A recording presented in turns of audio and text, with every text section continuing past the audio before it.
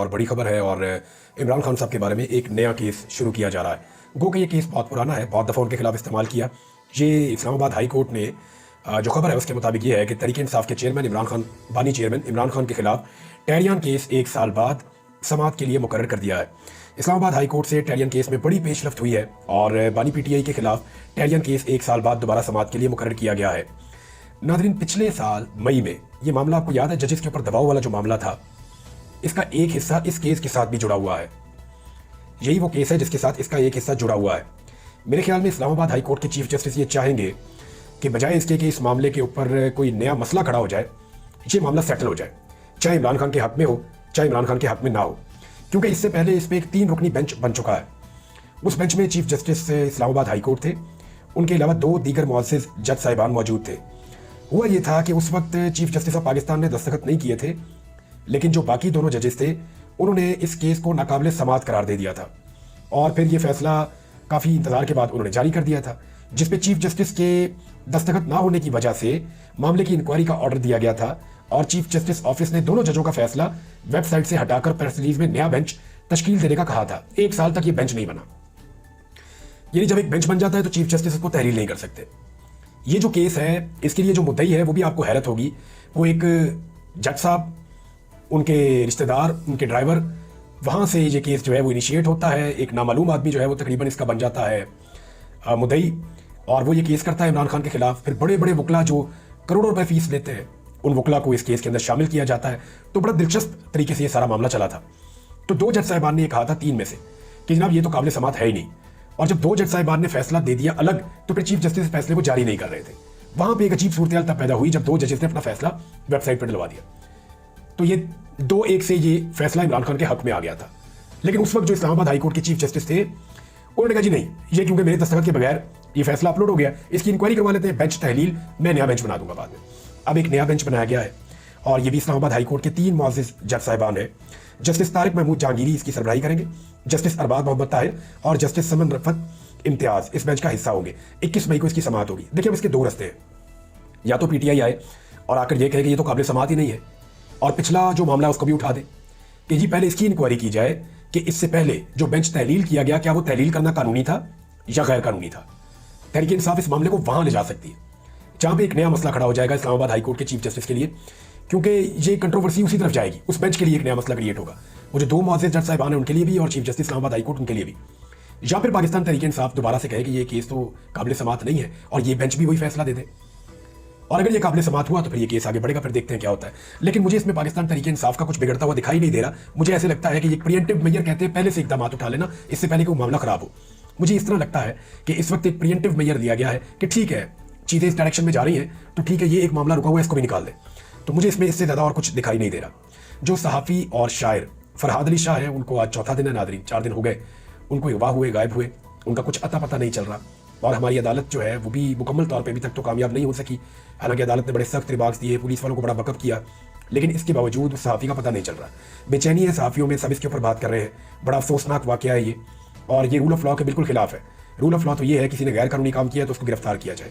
इस तरह लोगों को अगवा करना ना ये कानून के मुताबिक है, ना ये आइन के मुताबिक है, और ना इससे मुल्क आगे बढ़ सकते हैं।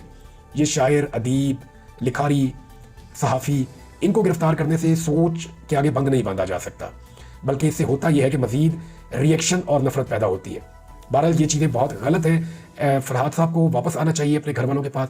उनके ख़ानदान वाले बहुत परेशान हैं, सहाफ़ियों के अंदर बड़ी बेचैनी है, स्पेशली वो क्योंकि कश्मीरी हैं और कश्मीर के अंदर बहुत सारे नौजवान मैसेजेस कर रहे हैं, फ़ोन कर रहे हैं, बहुत सारे नौजवान वहाँ पे रब्ता कर रहे हैं कि देखें कितनी ज़्यादती है। तो इस तरह का एहसास महरूमी जो है वो पैदा नहीं होना चाहिए। ये गलत है, ये ज़्यादती है, इसको ख़त्म होना चाहिए। एक और बड़ी खबर है, और वो बड़ी खबर है लाहौर हाई कोर्ट से। देखिए, पीएमएलएन ने बड़े तरीके से, पीएमएलएन की जो पंजाब हुकूमत है, उन्होंने बड़ी चालाकी और होशियारी के साथ जो खसूसी अदालतें हैं, जैसे कि दहशतगर्दी की अदालतें या बाकी अदालतें हैं, वहाँ पे जजेस की तैनाती रोकी हुई है। तो मातहत अदलिया में जजेस की तैनाती के लिए 3 हफ्ते की मोहलत दे दी है लाहौर हाई कोर्ट के चीफ जस्टिस ने। फाइनली उन्होंने आज तलब किया था कमेटी को, और कमेटी के मेंबरान मरियम औरंगजेब, मुश्तबा शुजाउर रहमान और दीगर अदालत में पेश हुए। तो पंजाब ने रावलपिंडी, लाहौर और फैसलाबाद में इंसदाद दहशतगर्दी अदालतों में जजों के तकर्रुर के लिए रजिस्ट्रार को खत लिखे, 1 दर्जन दफ़ा तो लिख चुके हैं, लेकिन जजों की तैनाती नहीं की जा रही। तो अब हुकूमत को फाइनली 3 हफ्ते की मोहलत दी गई है, और अगर ये नहीं करेंगे तो फिर मामला जो है वो जाएगा तौहीन अदालत की तरफ। एक तरफ तो सियासतदान उंगलियां उठाते हैं जुडिशरी पे कि इतने मुकदमात पेंडिंग है, उनका फैसला क्यों नहीं हो रहा। दूसरी तरफ वो चाहते हैं कि उनकी मर्जी के जजेस लगे, ऐसे जजेस लगे जो उनकी मर्जी के मुताबिक फैसले दें। मेरे पास ऐसी खबर है नाज़रीन, जब मैं अभी लास्ट टाइम पकड़ा गया तो 2 मुअज़्ज़िज़ जज साहिबान हैं जिनके रिश्तेदार आकर मुझे मिले, और बहुत करीबी रिश्तेदार, और उन्होंने मुझे बताया कि उन जजेस के ऊपर कितना दबाव था और कौन लोग डाल रहे थे। इस कदर शदीद दबाव था कि वो बता रहे थे कि जज को ज़हनी मरीज बना देते हैं, इतना दबाव बेचारे जज के ऊपर डालते हैं। तो सल्यूट करना चाहिए ऐसे जजेस को जो इस फस्तायत के माहौल में, इस जबर के माहौल में और ऐसी हुकूमतों की मौजूदगी में वो आवाम को इंसाफ फराहम कर रहे हैं। पिसे हुए तबकात, कमज़ोर तबकात, जो लोग अपनी बात करना चाहते हैं वो तबकात, उनके लिए ये जजेस ही एक फरिश्ते की तरह है।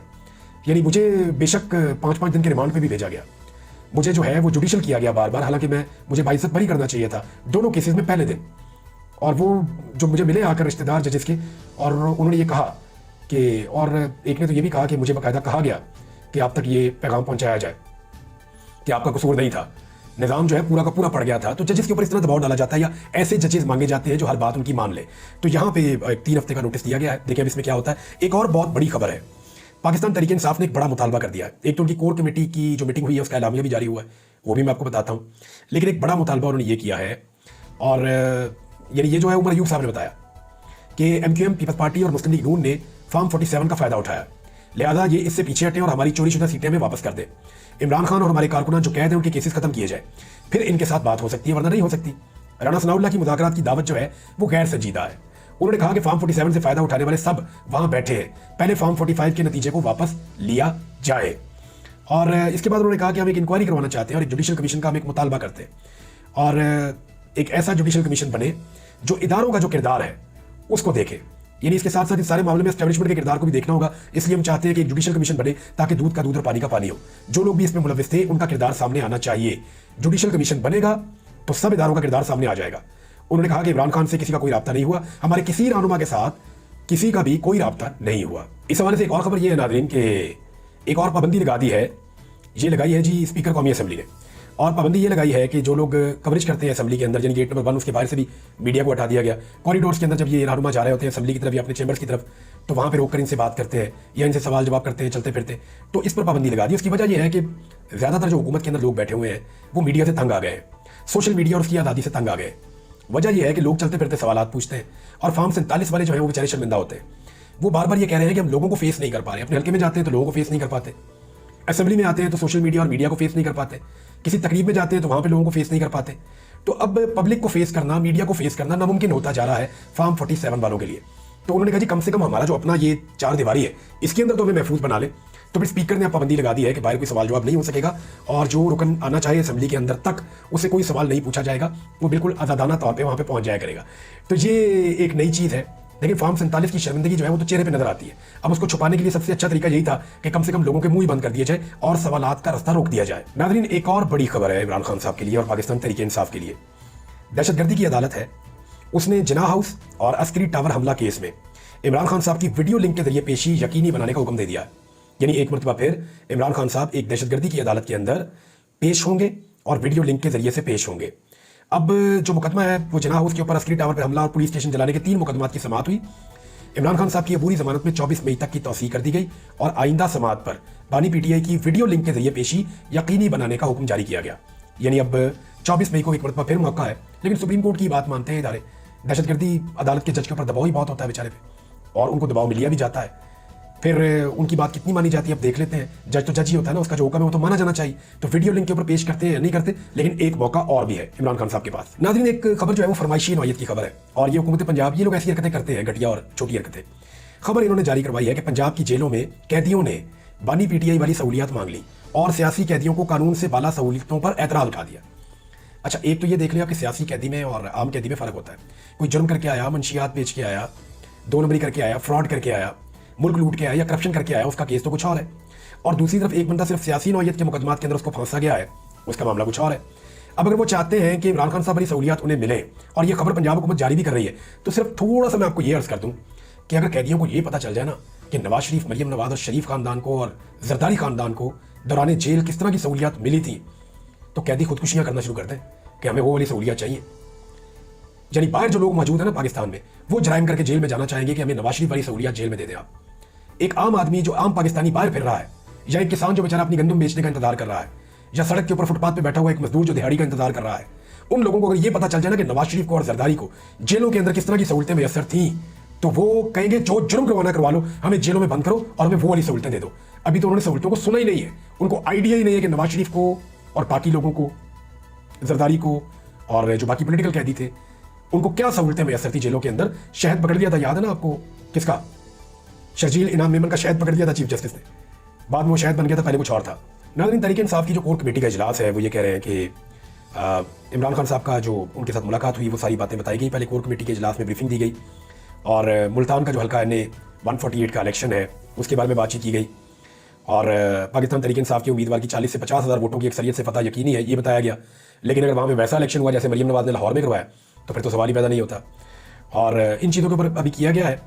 और दूसरा ये है कि ज़िमनी इंतखाबात की तरह इस बार भी रिटर्निंग अफसरान से फॉर्म 45 पर दस्तखत करवाकर तहरीक इंसाफ की वाज़ेह अक्सरियत से जीत को शिकस्त में तब्दील करने की तैयारी की जा रही है, ये भी वहाँ पे बताया गया है। नाज़रीन, आज से जो पाकिस्तान के चीफ जस्टिस हैं वो जस्टिस कादी फ़ायद ईसा नहीं होंगे, वो बैरून मुल्क रवाना हो गए हैं।